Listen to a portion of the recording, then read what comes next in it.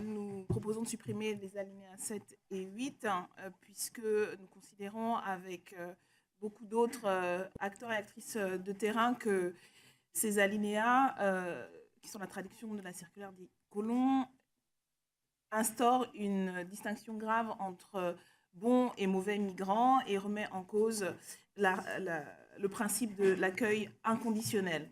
Cet article impose une information mensuelle de la part des services intégrés d'accueil et d'orientation.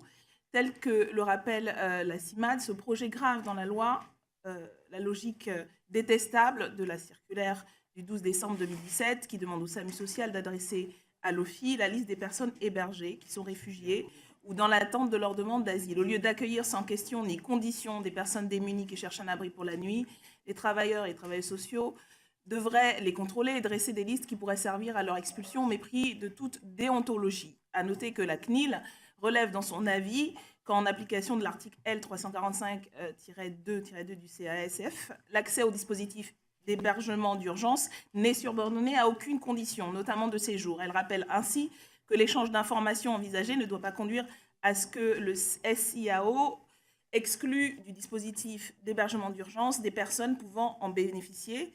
Elle recommande que le projet de loi précise clairement l'objectif de cet échange tel que présenté par le ministère. Pour l'ensemble de ces raisons, nous proposons la suppression de ces alinéas afin de garantir un accueil et des conditions de travail acceptables et dignes.